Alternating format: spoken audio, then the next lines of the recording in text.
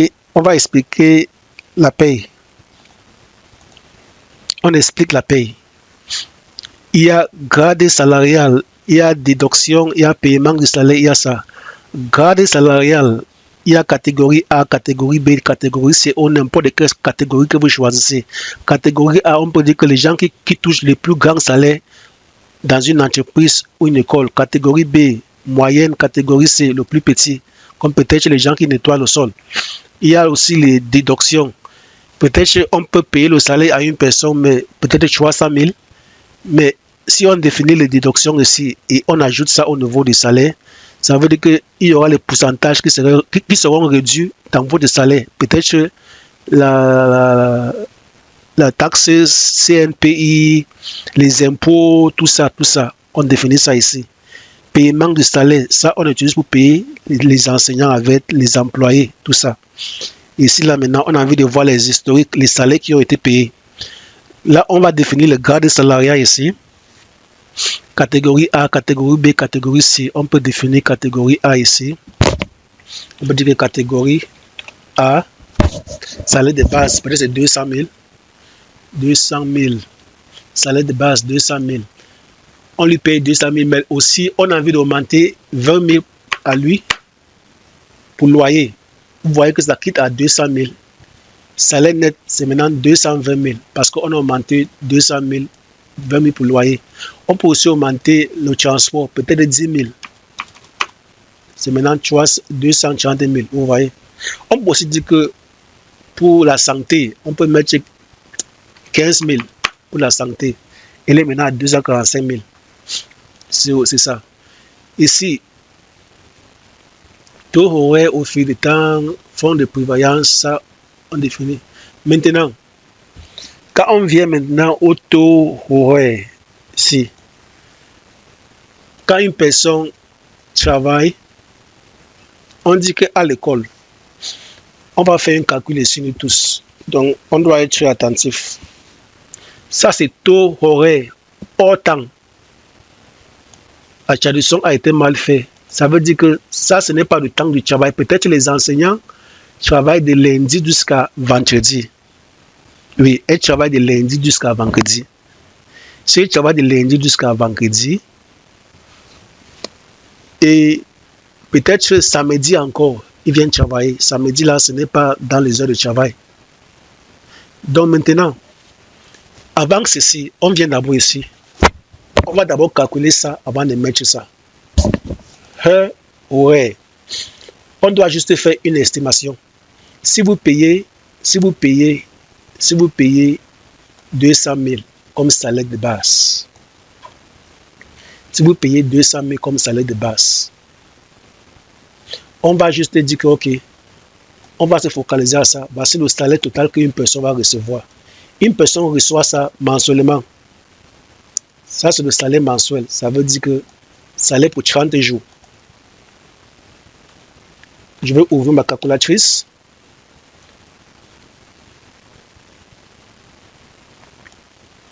Ça veut dire 245 000 divisé par 30. J'ai 8 000. Ok, j'ai 8 000. Ça veut dire que pour une journée, le salaire, c'est quoi? C'est 8 000. Pour une journée, le salaire, c'est 8 000. Et si le salaire, c'est 8 000 la journée, on va juste dire que, ok, la journée, on travaille pour 8 heures de temps. On va assumer que la journée, on travaille pour 8 heures de temps. Donc, ça veut dire qu'une heure va coûter approximativement 1 000 francs. Si la journée, on travaille pour 8 heures de temps, comme on a fait ça, ça veut dire que une heure de cette journée, c'est 1 000 francs. Ça veut dire que le taux horaire ici, c'est 1 000 francs. Et là, maintenant, si une personne vient à l'école samedi ou dimanche, qui n'est pas une tangue de l'école, on peut lui payer plus cher. Au moins, ça dépend de vous. Peut-être ici, je vais mettre peut-être 1300. C'est ça, ce que ça veut dire. C'est important au niveau des paiements du salaire. Fonds de prévoyance, c'est aussi une manière de retirer les réductions. Ça, vous pouvez mettre un montant fixe. Si peut-être il y a un montant qui est réduit du salaire, peut-être on va réduire. Ça est applicable seulement à ces catégories. Donc, quand vous créez plusieurs catégories, vous mettez ce que vous devez mettre. Chaque catégorie a sa part de taux horaire. Peut-être ceci, on va retirer 2000 francs. 2000 francs seraient retirés de ce montant. Vous voyez que c'est maintenant quitté de 245 à 243. 2000 là. Aussi, il y a aussi d'autres choses comme les impôts qu'on va définir au niveau de réduction. Si je prends pourcentage de 2%, 2% va sortir ici. C'est maintenant réduit encore. Donc, tout ça, on définit au niveau de déduction. Vous pouvez définir le montant fixe ou le montant en pourcentage. Ça, c'est les impôts. Il y a plusieurs. Vous pouvez créer plusieurs. Vous choisissez pour chaque catégorie. Quand c'est fait maintenant, vous devez prendre ce match. Vous pouvez prendre ce match. Vous pouvez créer plusieurs catégories. Les choses comme les impôts, comme j'ai mis les déductions là, on crée ça ici. Je vais vous montrer d'où on crée ça. On crée ça ici au niveau de salary deductions. Ça veut dire peut-être qu'il y a les taxes, il y a les CNPS, il y a les impôts qui retirent le montant. On peut créer, il y a 2%, il y a 1%, il y a un montant fixe. On peut ajouter ici. On peut dire que impôt, on peut dire impôt 2%. Ça, c'est le titre. On va retirer par pourcentage. Donc là, on met juste 2 ici. Et on met pour tout le monde. Bout. Et on met sauvegarder. Ou on peut mettre impôt, un montant fixe, 20 000. Ça est rarement utilisé, non? Les choses comme ça sont toujours le pourcentage. Mais si vous voulez un montant fixe, vous mettez fixe ici. Et là, ça va être 20 000. Et vous mettez sauvegarder. Là, maintenant, au niveau des catégories, vous allez choisir. Vous allez choisir celui-là. C'est comme ça qu'on définit les déductions des salaires. Aussi au paiement des salaires. Au niveau des paiements des salaires, on doit choisir le type d'utilisateur. On paye seulement les employés et les enseignants. On peut dire que je vais choisir un enseignant. Voici son nom. Je prends trouver. Ça va maintenant dépendre de la catégorie qu'il a été attribué. Il a été attribué aux catégories A.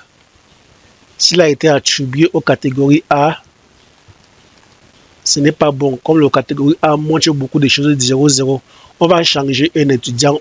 On va changer l'enseignant teacher 1C. On va lui mettre aux catégories.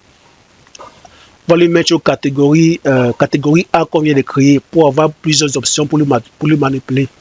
Donc, on va au niveau des enseignants. On va au niveau des enseignants. On va modifier un enseignant pour lui mettre aux catégories A. Teacher 1. On va aller d'où il y a le salaire, type de salaire mensuel, oui, c'est déjà bon. Grade, on met catégorie A ici. On met sauvegarde. Dès que c'est fait, nous rentrons au niveau des payes. On prend paiement des salaires. On prend enseignant, on choisit l'enseignant en question, on peut en trouver. Là maintenant, il est la catégorie A. Vous voyez tout, salaire de base et la allocation des loyers, indemnité de transport, allocation médicale. Ça, c'est le taux. Quand il vient à l'école, peut-être samedi ou dimanche, son heure est plus cher. Là maintenant, au fil du temps, tout ça, on va maintenant calculer.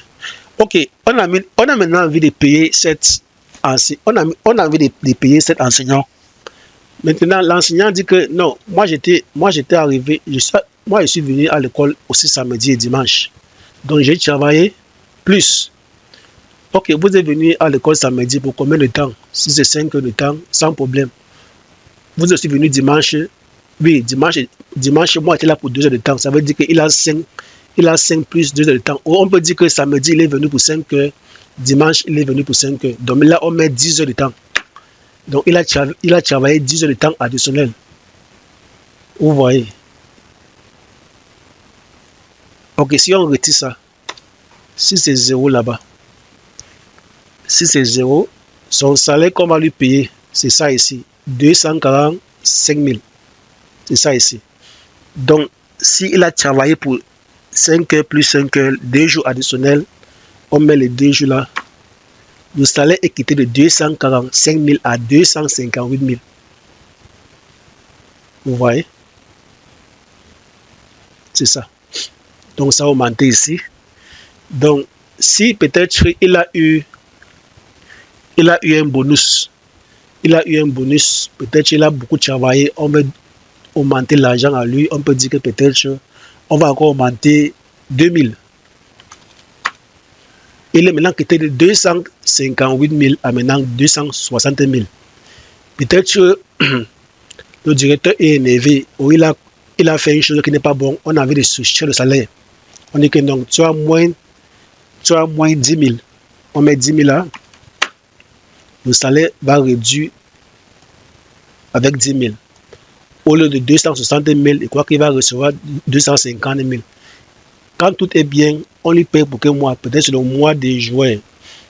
Mot de paiement en espèces, dépenses, salaire. On va vous expliquer comment créer tout ça au niveau des modules comptabilité. On met submerge. Donc, c'est soumis.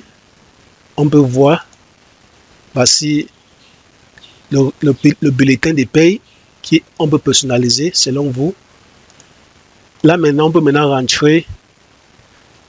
Vous voyez, c'est maintenant 248 000 au lieu de 260 000 parce qu'on a retiré les 10 000 sur ça.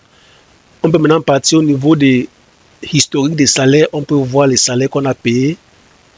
On peut choisir l'employé, l'enseignant qui était celui-ci. On va voir s'il a été payé. Ça va nous montrer ça. Ça dit que celui-ci, ça dit que ok, penalty. On a eu à souscrire 10 000 sur son salaire. Il devait recevoir 260 000. Là maintenant, il n'a que celui-ci. Parce qu'il y a plusieurs choses qui ont été retirées. Il y a un pourcentage de ça qui a été retiré. Beaucoup de choses, ça et ça. 12 000 a été retiré. C'est ça la fonctionnalité des payes.